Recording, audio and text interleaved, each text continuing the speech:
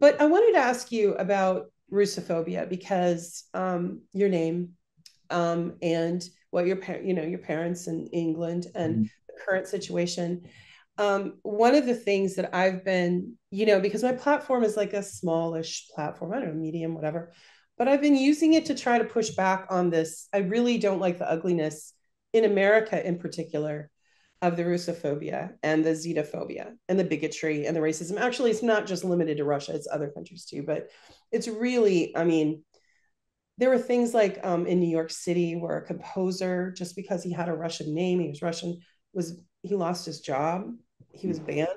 Um, the International Cat Show, they banned Russian cats. I mean, it got Wait, ridiculous. what? And What was that vilification. one? This is Russian cats were banned. Wait, what? International Cat Show banned Russian cats. I kid you not. So no one Have was people allowed not to. got anything better to do? I know, and That's so going to solve the war, isn't it? That's going to help. a lot of What? athletes were banned from participating in their events. Well, I And mean, the I have friends entirety. Sorry, that sorry.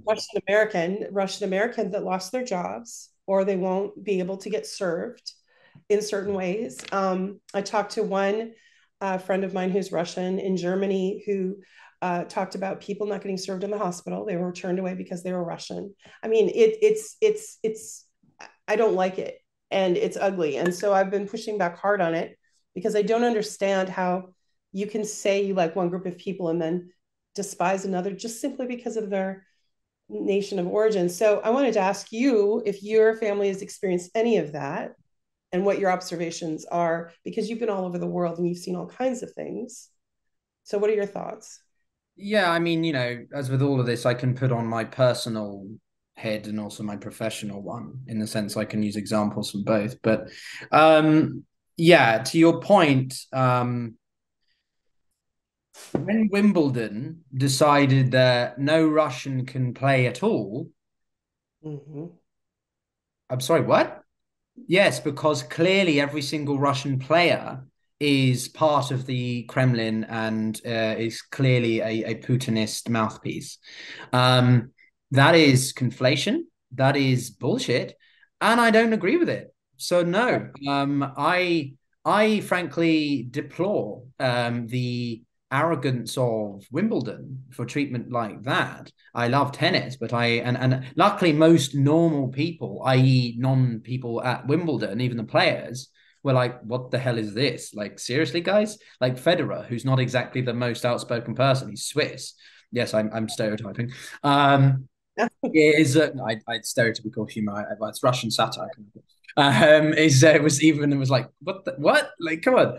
So no, I think Russophobia is well, I think for a start, I think we need to be not you specifically, but in this day and age, I do find that certain words are used very, very loosely when they don't necessarily have that application. Now, do I think that there has been cases of Russophobia? Yes. Do I think every single case where someone has been specifically treated a certain way or reacted because they are Russian? Not necessarily. There may be other factors to that. There may be their education. They may not be the best for a role. There may be some, I don't know, they may have had an internal tiffy with another part of the business they're applying to. There's a million and one things you may not know. And so, therefore, to immediately assume that it's Russophobia may not be true. No, I However, was giving you examples of specific yeah, no, individuals. no, yeah, yeah. No, I'm as I say, I try to be as Yeah, balanced in my yeah, yeah, yeah. responses. But no, I have personally felt that I have been limited in the options that I can have or make in, say, employment. I've purposely at times anglicized my name. So instead of Pyotr, I've changed it to Peter and applied to the same position twice. I mean, obviously amending a few things on my CV, but trying to do a test to see if largely the two CVs are the same, but they have a different name. Will that make a difference? And it has. It has made a difference. What Starkly, difference did it no. make? Say What, again. what difference did it make?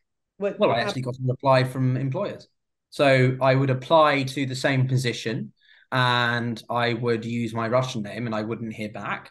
And I would, knowing that I'm more than well qualified for the position, and then I would apply with my English name or an English sounding name, whatever. and I would hear a rod back saying we're very keen to meet with you and so on. So it's a crude test, but it's certainly indicative of the fact that there is at least in America and probably Britain, well, yeah, Britain definitely, the Anglosphere. In the Anglosphere, not so much continental Europe. There's definitely a Rousseau wariness. My father has actively had to remove his name from his company. I mean, he's founded many companies in natural mining and stuff, but he's actively had to step down as the executive chairman. At least I think this is right. On the Canadian, because they float the company on the Canadian Stock Exchange. He's actively had to step back from that leadership role because otherwise the company won't receive any, FDI or just interest at all. Because of his Russian background. It's not so bad for me because I'm English and well have a British passport. For Sergey, he's screwed. And you know, no, I mean he's going to be okay. But the point is that yes, he's definitely had to reduce his public appearance of his in certain areas because of his Russian affiliation. Yeah, and that is just completely messed up. To blanket an entire nation as being, complicit in this war or any relationship with NATO, Ukraine, whatever it is just nuts. There are many Russians that are in favor of the war, or shall we say more aligned to the idea, but that's not necessarily because they're evil people. It's because they've been manipulated by Putin's propaganda for the past 20 years. So I don't think it's fair to label every Russian as being, sort of X, Y, and Z. Let's go back to what you were saying. What really touched me was that your father, who has worked hard all his life, is now at an age where he should be able to enjoy sort of the fruits of his accomplishments and sit on a board, go to functions and be who he is. So I that's what I was like, yeah, I'm sure he'll be fine, but it's not fair because it's is of the national because you're right. It shouldn't be, everyone shouldn't be lumped into the.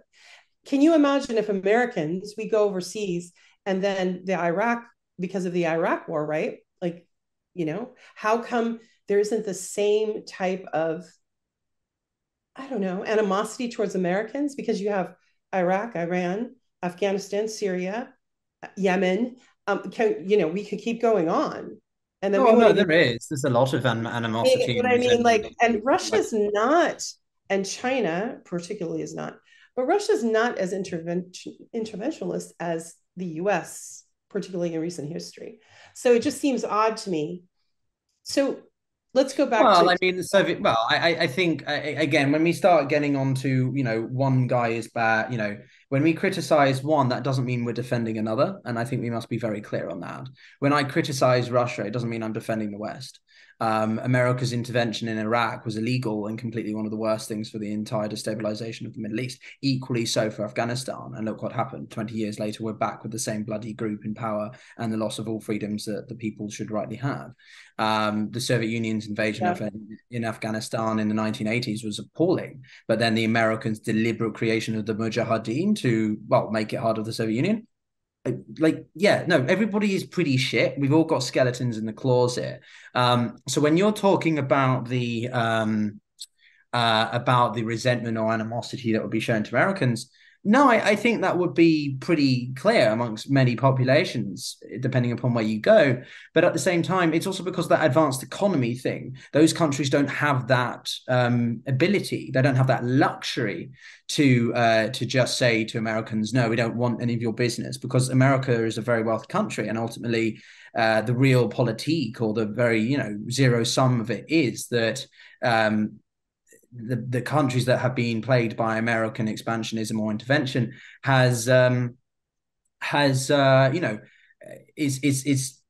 they'd still prefer to allow the foreign direct investment from America to come in, businesses to come in for the sake of ultimately improving the economics than they would by saying barring American businesses and people out of principle. Because at the end of the day, you're going to lose a huge array of potential money and therefore, income. I know it sounds pretty shit, but that's probably why I think you see some people just sort of sucking that up and saying, yes, we will, Not because they like Americans, but because purely from a pragmatic purpose, it's economics, money talks.